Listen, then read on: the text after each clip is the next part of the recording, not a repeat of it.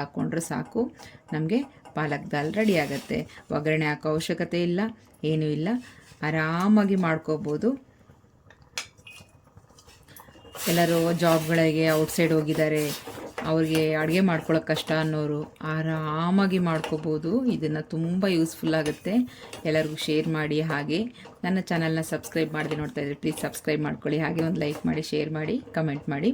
ಇದರಲ್ಲಿ ಪಾಲಕ್ ದಾಲ್ನ ಪಾಲಕ್ಕು ಹಾಕಿದ್ದೀವಿ ನಾವು, ಹಾಗೆ ದಾಲ್ ಕೂಡ ಹಾಕಿದ್ದೀವಿ. ತುಂಬಾ ಚೆನ್ನಾಗಿರುತ್ತೆ. ಇನ್ಸ್ಟೆಂಟಾಗಿ 2 ನಿಮಿಷ ನೀರು 2 ಕುದಿಯೋದಕ್ಕಿಟ್ಟರೆ ಸಾಕು. 2 ಸ್ಪೂನಷ್ಟು ಹಾಕ್ಕೊಂಡು ಆರಾಮಾಗಿ ಮಾಡ್ಕೋಬೋದು. ಪಾಲಕ್ ದಾಲ್ ಬ್ಯೂಟಿಫುಲ್ಲಾಗಿ ರೆಡಿ ಆಗುತ್ತೆ. 2 ನಿಮಿಷ ಕುದಿಯೋಕ್ಕೆ ಬಿಟ್ಟರೆ ಸಾಕು. ಇದಕ್ಕೆ ಯಾವುದೇ ರೀತಿ ಒಗ್ಗರಣೆ ಬೇಡ, ನಾವು ಸಾಲ್ಟ್ ಹಾಕೋದು ಬೇಡ, ಏನೂ ಬೇಡ. ಟೇಸ್ಟ್ ಮಾಡ್ಕೊಂಡು ಸ್ವಲ್ಪ ಸಾಲ್ಟ್ ಹಾಕ್ಕೊಂಡ್ರೆ ಮುಗೀತು, ಆರಾಮಾಗಿ ರೆಡಿ ಆಗುತ್ತೆ. ನೋಡಿ, ಪಾಲಕ್ ದಾಲ್ ರೆಡಿ ಆಯಿತು. 1/4 ಬೌಲಷ್ಟು ನಾನು ತೊಗರಿಬೇಳೆ ತೊಗೊಂಡಿದ್ದೀನಿ. ನೀವು ಇದನ್ನು ಮೆಜರ್ಮೆಂಟಲ್ಲಾದರೂ ತೊಗೋಬೋದು, ಇಲ್ಲಾಂದರೆ ನಿಮ್ಮ ಕ್ವಾಂಟಿಟಿ ನೋಡಿ ಆದರೂ ತೊಗೋಬೋದು. ಹಾಗೆ ಹೆಸರುಬೇಳೆ, ಇದು ಹೆಸರುಬೇಳೆ ನಾನು ಚಿಕ್ಕದಾಗಿ 1 ಕಪ್ಪಷ್ಟು ತೊಗೊಂಡಿದ್ದೀನಿ. ಸೊ ಇದು ಜಾಸ್ತಿ ಕ್ವಾಂಟಿಟಿಯಲ್ಲಿ ನೀವು ಮಾಡಿ ಕಳಿಸ್ಬೇಕು ಯಾರಿಗಾದರೂ, ಸ್ವಲ್ಪ ದೂರ ಇರೋರಿಗೆ, ಅಡುಗೆ ಮಾಡ್ಕೊಳ್ಳೋಕೆ ಕಷ್ಟ ಆಗುತ್ತೆ ಅನ್ನೋರಿಗೆ ನಾವು ಇದನ್ನು ಸ್ಟೋರ್ ಮಾಡ್ಕೋಬೋದು. 1 ಇಯರು 6 ಮಂತ್ವರೆಗೂ ಸ್ಟೋರ್ ಮಾಡ್ಬೋದು. ಫ್ರಿಜ್ಜಲ್ಲಿಟ್ಟರೆ, ಫ್ರೀಝರಲ್ಲಿ ಇಟ್ಕೊಂಡ್ರೆ 1 ಇಯರ್ ಸ್ಟೋರ್ ಮಾಡ್ಕೋಬೋದು. ಇಲ್ಲ ಅಂದರೆ 6 ಮಂತ್ ಆದರೂ ಸ್ಟೋರ್ ಮಾಡ್ಬೋದು. ಇಲ್ಲಿ ನಾನು 3/4 ಕಪ್ಪಷ್ಟು ತೊಗೊಂಡಿದ್ದೀನಿ. ಇದನ್ನು ನೀವು ತೊಳೆದು ಚೆನ್ನಾಗಿ ಬಿಸಿಲಿದ್ರೆ ಒಣಗಾಗಿ ಆಮೇಲೆ ಯೂಸ್ ಮಾಡ್ಕೋಬೋದು. ಇಲ್ಲ ಅಂದರೆ ಇದ್ರ ಮೇಲಿರುವಂತಹ ಡಸ್ಟ್ ಎಲ್ಲ ಹೋಗಬೇಕು, ಪೌಡರು ಚೆನ್ನಾಗಿ ನಾವು ಒರೆಸ್ಕೋಬೇಕಾಗತ್ತೆ. ಈಗ ನಾನಿಲ್ಲಿ ಒಂದು ಕಾಟನ್ದು ದುಪ್ಪಟ್ಟ ತೊಗೊಂಡಿದ್ದೀನಿ. ಇದನ್ನು ಇದ್ರ ಮೇಲೆ ಹಾಕ್ಕೊಂಡು ನಾವು ಚೆನ್ನಾಗಿ ಒರೆಸ್ಕೊಳ್ಳೋಣ. ಅದ್ರ ಮೇಲೆ ಡಸ್ಟ್ ಇಲ್ಲದೇ ಇರೋ ರೀತಿ ಒರೆಸ್ಕೊಳ್ಳೋಣ. ಇಲ್ಲ ಬಿಸಿಲು ಚೆನ್ನಾಗಿತ್ತು ಅಂದರೆ ನೀವು ತೊಳೆದ್ಬಿಟ್ಟು ಹಾಗೆಯೇ ಚೆನ್ನಾಗಿ ಬಿಸಿಲಲ್ಲಿ ಒಣಗಿಸ್ಕೋಬೋದು. ಇಲ್ಲಾಂದರೆ ಈ ರೀತಿ ಚೆನ್ನಾಗಿ ಒರೆಸ್ಕೊಳ್ಳಿ. 2 ಬೇಳೆ ಅಷ್ಟೇ ನೀವು ಚೆನ್ನಾಗಿ ಒರೆಸ್ಕೊಂಡು ತೆಕ್ಕೋಬೇಕಾಗತ್ತೆ. ನೀಟಾಗಿ ಈ ರೀತಿ ಒರೆಸಿದ್ರೆ ಮೇಲೆ ಇರೋ ಡಸ್ಟ್ ಎಲ್ಲ ಹೋಗಿಬಿಡತ್ತೆ.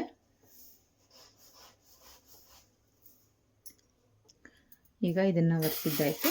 ಮತ್ತೆ ಬೌಲ್ಗೆ ಫುಲ್ ಮಾಡಿಟ್ಕೊಳ್ಳೋಣ. ಅದೇ ರೀತಿ ನಾವು ಈ ಹೆಸರುಬೇಳೆ ಕೂಡ ಚೆನ್ನಾಗಿ ಒರೆಸ್ಕೋಬೇಕಾಗುತ್ತೆ.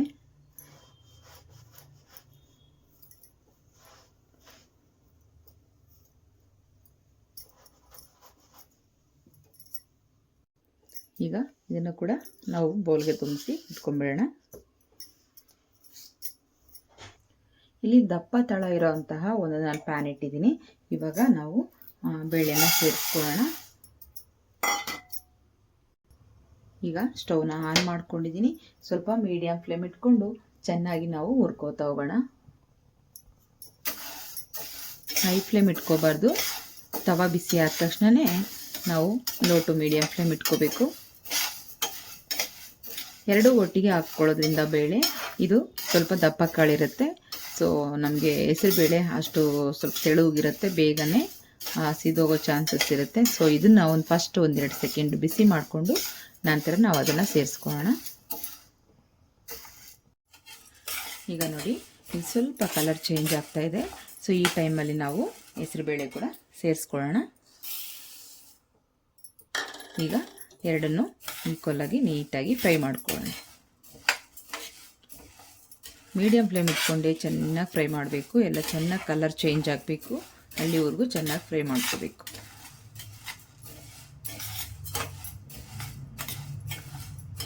ಎಲ್ಲ ಬೇಳೆ ಒಂದೇ ರೀತಿ ಚೆನ್ನಾಗಿ ನಮಗೆ ಫ್ರೈ ಆಗಿರಬೇಕು. ಒಳ್ಳೆ ಘಮ ಬರ್ತಾ ಇರುತ್ತೆ.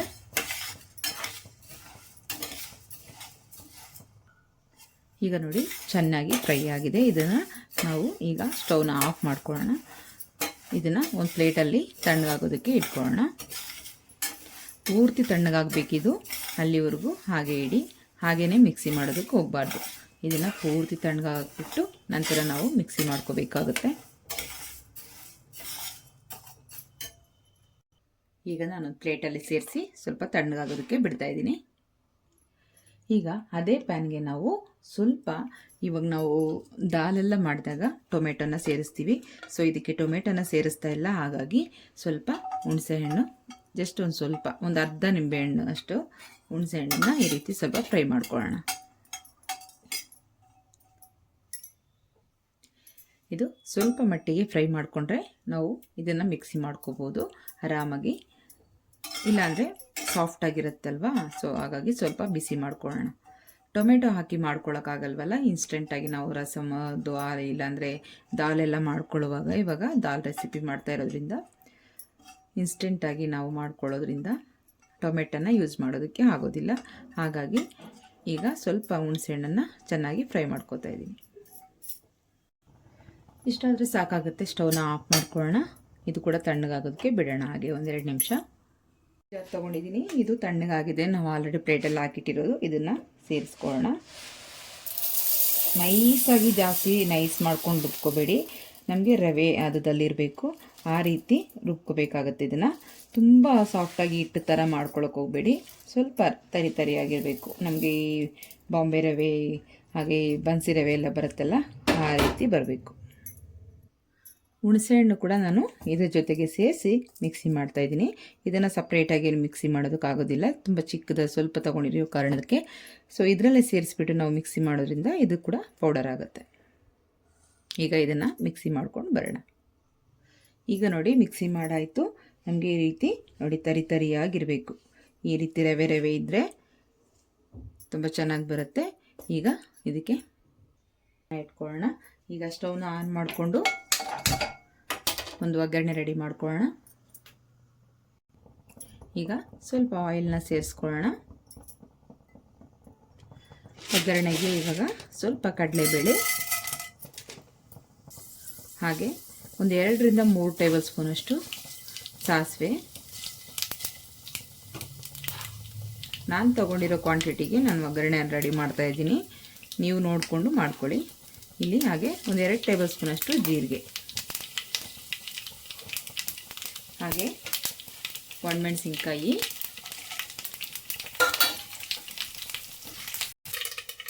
ಈಗ ಸ್ವಲ್ಪ ಕರಿಬೇವು.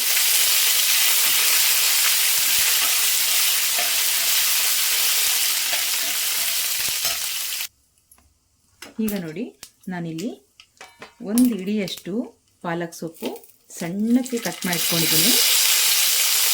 ಇದು ಪಾಲಕ್ ದಾಲಲ್ವ, ಹಾಗಾಗಿ ಪಾಲಕ್ ಸೊಪ್ಪನ್ನು ಕೂಡ ನೀವು ಸೇರಿಸ್ಕೋಬೋದು.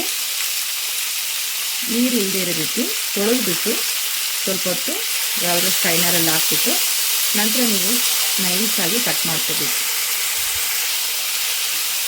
ನೈಸಾಗಿ ಕಟ್ ಮಾಡಿಕೊಂಡು ಹಾಕ್ಕೊಳ್ಳಿ. ಹಾಗೆ ಕೊತ್ತಂಬರಿ ಸೊಪ್ಪು, ಇದು ಅಷ್ಟೇ ಚೆನ್ನಾಗಿ ಕಟ್ ಮಾಡಿಕೊಂಡು ತೊಳ್ಕೊಂಡು ನೀಟಾಗಿ ಹಾಕ್ಕೊಳ್ಳಿ. ಇದು ಅಷ್ಟೇ ನೀಟಾಗಿ ನಮಗೆ ಗರಿ ಆಗಬೇಕು, ಅಲ್ಲಿವರೆಗೂ ಫ್ರೈ ಮಾಡ್ಕೊಳ್ಳೋಣ. ಮೀಡಿಯಮ್ ಫ್ಲೇಮ್ ಇಟ್ಕೊಂಡು ಚೆನ್ನಾಗಿ ಫ್ರೈ ಮಾಡ್ಕೋಬೇಕು. ಇದರಲ್ಲಿ ಒಂದು ಅರ್ಧ ಟೇಬಲ್ ಸ್ಪೂನಷ್ಟು ಇಂಗು ಸೇರಿಸ್ಕೊಳ್ಳೋಣ. ಚೆನ್ನಾಗಿ ಮಿಕ್ಸ್ ಮಾಡ್ಕೊಳ್ಳೋಣ. ಇದು ಯಾವ ರೀತಿ ಆಗಬೇಕು ಅಂದರೆ ಇದು ಚೆನ್ನಾಗಿ ಗರಿಯಾಗಿರಬೇಕು. ಕರಿಬೇವಿನ ಸೊಪ್ಪು ಆಗಿರ್ಬೋದು, ಕೊತ್ತಂಬರಿ ಸೊಪ್ಪು ಹಾಕಿರ್ಬೋದು, ನಾವೇನೇ ಹಾಕಿದ್ರು ಕೂಡ ಚೆನ್ನಾಗಿ ಮೀಡಿಯಮ್ ಫ್ಲೇಮ್ ಇಟ್ಕೊಂಡು ಚೆನ್ನಾಗಿ ಗರಿ ಆಗೋ ರೀತಿ ಫ್ರೈ ಮಾಡ್ಕೋಬೇಕು.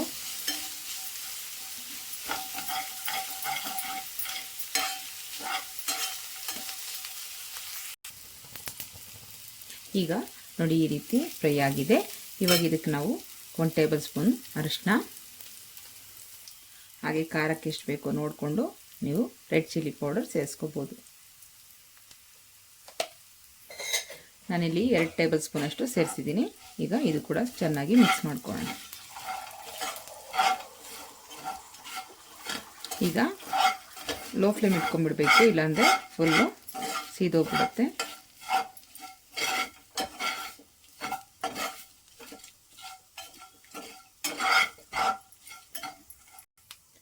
ಈಗ ನಾವು ಮಿಕ್ಸಿ ಮಾಡಿ ಇಟ್ಕೊಂಡಿರೋ ಪೌಡರ್ನ ಸೇರಿಸ್ಕೊಂಬಿಡೋಣ.